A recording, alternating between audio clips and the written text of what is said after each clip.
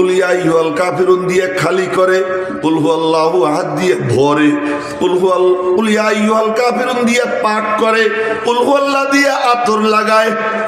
জোরে কন্না সুবহানাল্লাহ।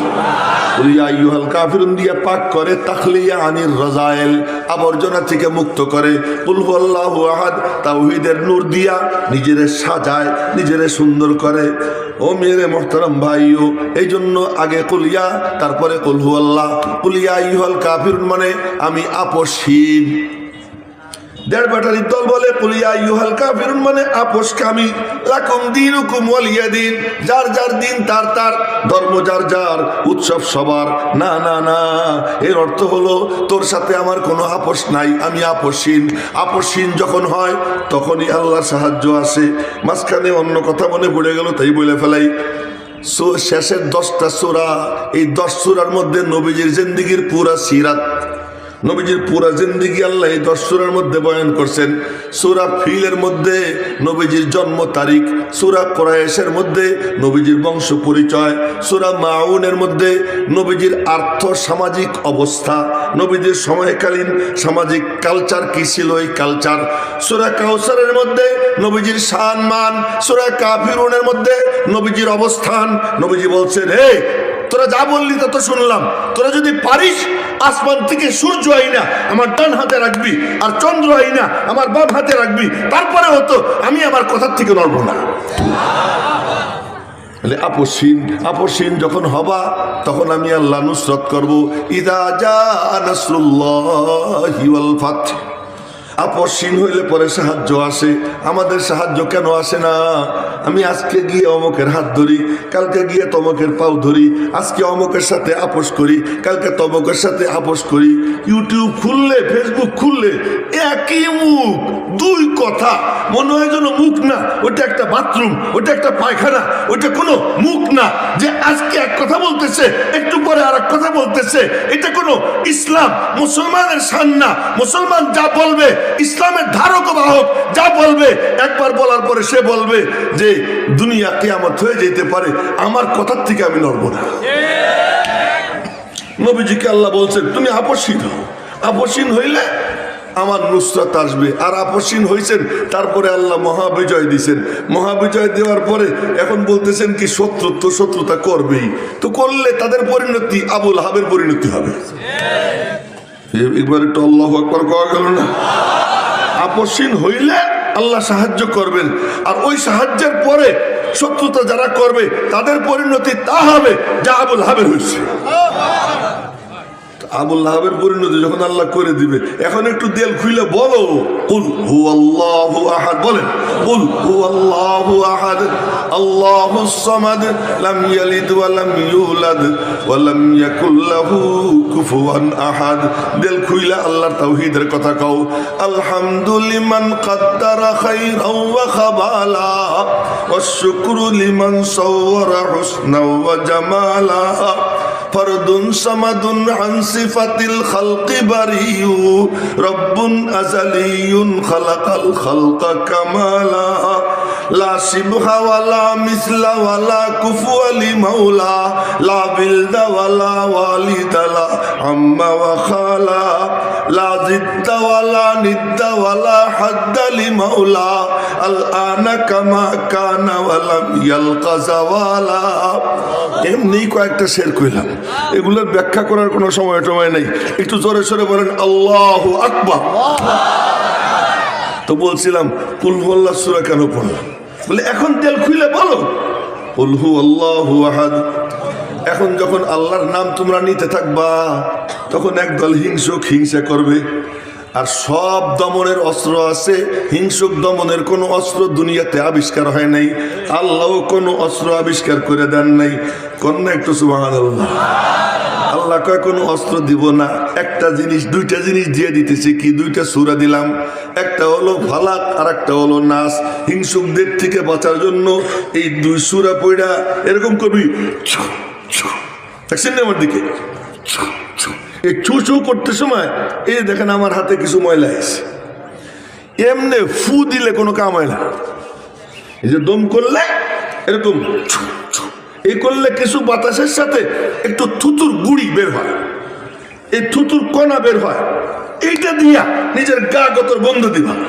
এই বন্ধ দিবা, আমি আল্লাহ হেফাজত করবো, আমি আল্লাহ হেফাজত করবো। এই হিংসুক দিক থেকে বাঁচার এই রাস্তা।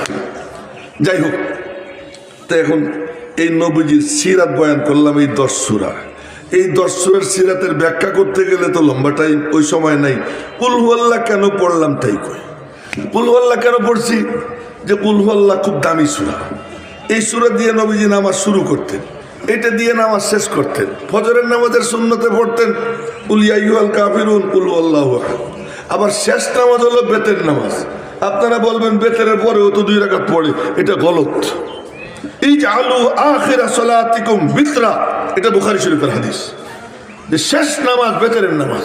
বেতের নামাজের প্রথম রাকাতে নবীজি সাব্বিহ ইসমা রাব্বিকাল আলা পড়তেন, দ্বিতীয় রাকাতে কুল ইয়া আইয়ুহাল কাফিরুন পড়তেন, তৃতীয় রাকাতে কুল হুয়াল্লাহ পড়তেন। আচ্ছা, হজ শুরু করবেন, উমরা শুরু করবেন, তার আগে 2 রাকাত নামাজ। এই নামাজে আপনারা দেখেন প্রথম রাকাতে কুল ইয়া, দ্বিতীয় রাকাতে কুল হুয়াল্লাহ। মাগরিবের পরে 2 রাকাত সুন্নাত, এর প্রথম রাকাতে কুল ইয়া, দ্বিতীয় রাকাতে কুল হুয়াল্লাহ। এত দামি সূরা, এত দামি সূরা। এই সূরা এমন সূরা, কেউ যদি এটাকে মহব্বত করে, এই মহব্বত তারে জান্নাতে পৌঁছে দিবে।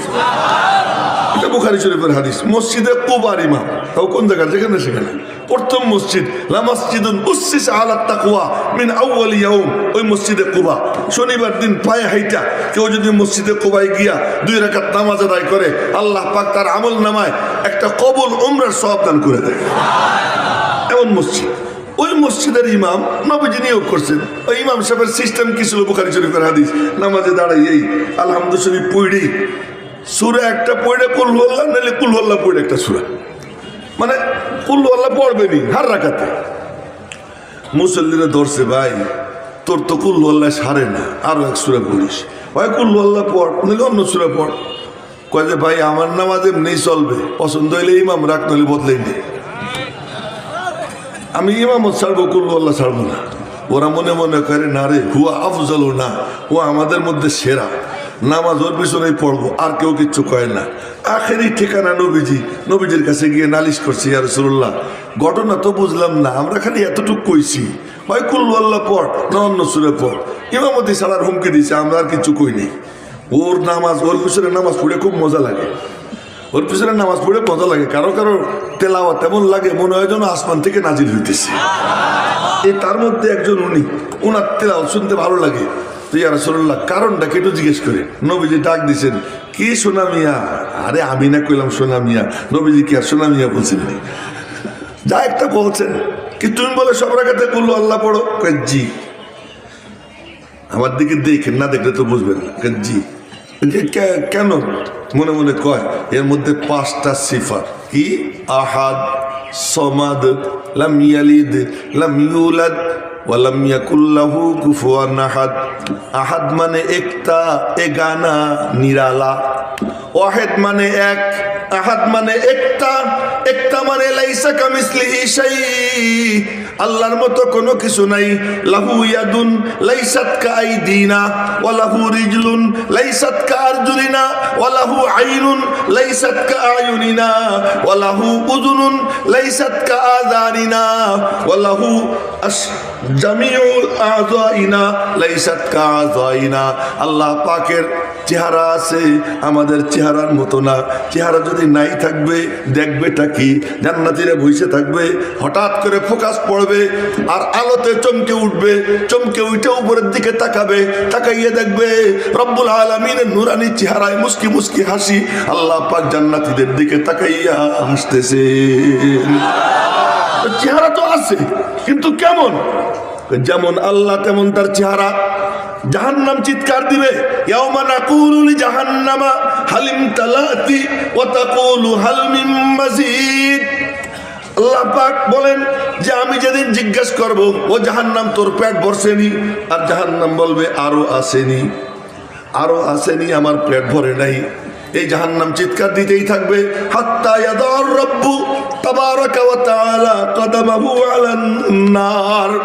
আল্লাহ পাক তার কদমকে জাহান্নামের উপর রাখবেন। বোঝা গেল কদম আছে, কিন্তু কদম কেমন? আমাদের কদমের মতো না। এবং কদম রাখার পরে জাহান্নামের ভিতর থেকে আওয়াজ আসবে, কত কত কত। হাদিসে আসছে, বুখারী শরীফের হাদিস, কত কত কত মানে ক্যাচ ক্যাচ ক্যাচ শব্দ হবে, জাহান্নাম চেপে যাবে, চেপে যাবে আর বলবে কি, হ্যাঁ আমার পেট ভরে গেছে। জান্নাত চিৎকার দিবে যে আল্লাহ আমার পেট ভরে নেই, আমারে দাও। ওয়ায়ুনশিউলাহা খালকান জাদীদা, আল্লাহ পাক নতুন মখলুক সৃষ্টি করে জান্নাত ভরবে। কিন্তু জাহান্নামে আল্লাহ তাআলা নিজের কুদরতি কদম রাখবেন। বোঝা গেল কদম আছে, কিন্তু আমাদের মতো না। আল্লাহ আহাদ, এই কথাটা ভালো করে বুঝেন। আল্লাহ পাক বলেন, وَمِن كُلِّ شَيْءٍ خَلَقْنَا زَوْجَيْنِ لَعَلَّكُمْ تَذَكَّرُونَ। हर चीज को हमने जोड़ा जोड़ा पैदा किया, सब जिनिस আমি জোড়ায় জোড়ায় বানাইছি যেন তোরা একটু ফিকির করিস। তার মানে মখলুক যখন জোড়ায় জোড়ায়, খালেক কেমনে জোড়া হন, এটা হলো ফিকির। মখলুক যখন জোড়ায় জোড়ায়, খালেক জোড়া হইতে পারেন না। এই জন্য দেখবেন গমের একটা দানা, ওরও মাঝখানে ফাড়া। তো কন্যা সুবহানাল্লাহ, গমের একটা দানা, তারও মাঝখানে ফাড়া। কি ব্যাপার? কই জোড়ায় জোড়ায় আসমান জমিন, রাত দিন, নারী পুরুষ, সবকিছু জোড়ায় জোড়ায়। সবকিছু যখন জোড়ায় জোড়ায়, একমাত্র বেজোড় কে? এ হলো আহাদ। কুল হু আল্লাহু আহাদ। ওরা বলে কি যে وقالت اليهود عزير ابن الله وقالت النصارى المسيح ابن الله وقالوا اتخذ الله صاحبة وولدا। ওই খ্রিস্টানরা বলে আল্লাহর বিবি মারিয়াম আল্লাহর ছেলে ঈসা, ইহুদিরা বলে উজায়ের আল্লাহর ছেলে। আল্লাহ পাক বলেন এর মধ্যে যারা বলবে আমি আল্লাহ এক, তো আল্লাহ তাদের উপরে এত খুশি হয় যখন বলে না না না, আমার আল্লাহর কোনো ছেলে নাই, আমার আল্লাহর কোনো সন্তান নাই, আমার আল্লাহ বাপ না, আমার আল্লাহর কারো সন্তান না। এ যখন বলে আল্লাহ পাক, তকুল হু আল্লাহ, এটা হলো আল্লাহর পাকি জিকির বয়ান। পুরো সূরার মধ্যে কেবলমাত্র আল্লাহ পাকের সিফাত। নবীজি জিজ্ঞেস করলেন, তুই এই সূরা এত পরিষ্কার, সব রাকাতে পরিষ্কার, মনে মনে কয় কি এই সূরার মধ্যে 5টা সিফাত, এই সিফাতের দিকে যখন তাকাই, ওই সিফাতের আয়নায় আমি আমার আল্লাহকে দেখতে আরম্ভ করে দিই। এই জন্য ইন্নি উহিব্বুহা, আমি কুল আল্লাহকে মহব্বত করি। নবীজি তখন তার জুবান নড়ে উঠে।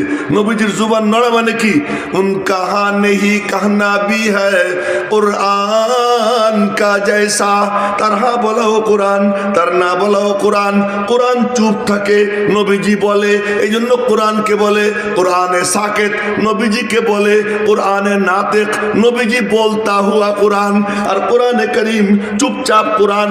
কোরআনে করিম নীরব কোরআন, আমার নবী সরব কোরআন। নবীজির জুবান দিয়ে যা বের হয় তা কোরআনই। আল্লাহ পাক বলেন ওমা ইয়ানতিকু, তার মানে নবীজি নাতিক। বলেন না সুবহানাল্লাহ। নবীজি নাতিক, নবীজি বলনেওয়ালা, নবীজি সরব। নবীজির জুবান যখন নড়ে, রব্বুল আলামিন বলেন জুবান নড়ে তার, কথা বলি আমি আল্লাহ। তো নবীজি বললেন হুব্বুকা ইয়াহা আদখালাকাল জান্নাহ, তুমি যে মহব্বত করো এই সূরাকে, এইটা তোমারে জান্নাতে পৌঁছে দিয়েছে। তো জোরে কোন না সুবহানাল্লাহ। ইউদখিলুকা না কয়ে কয়ে আদখালাকা, ইউদখিলুকা মানে পৌঁছে দিবে, আদখালাকা মানে পৌঁছে দিছে। সে এখনো জমিনে, জান্নাতে পৌঁছে দিয়েছে। তার মানে তোমার জান্নাতে যাওয়া এতটা নিশ্চিত, মনে করো তুমি জান্নাতে পৌঁছে গেছো, এতটা নিশ্চিত। মেরে মোহতারাম ভাই, এই সূরা কেন পড়লাম? এই জন্য পড়লাম যে কোরআনে কারিমে ছোট ছোট 3টে সূরা।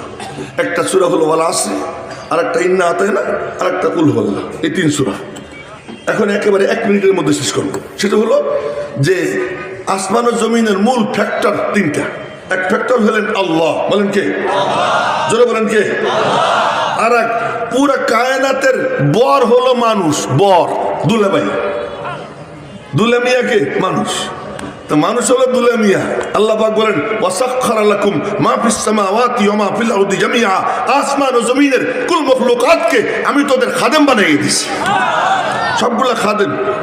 খাদেমের এক ব্যাখ্যা মাথায় আসছে, কইলে সবাই হাইসে দিত, কিন্তু বলার টাইম নেই। তো এখন সব খাদেম, এই আসমান ও জমিনের সব মখলুক খাদেম। মানুষ জমিনে, আল্লাহ কোথায়? আল্লাহ আরশের উপরে। আল্লাহ কয় তোরা আমার সাথে মেশ, আমার সাথে মিশে যা। কেমনে মিশবো?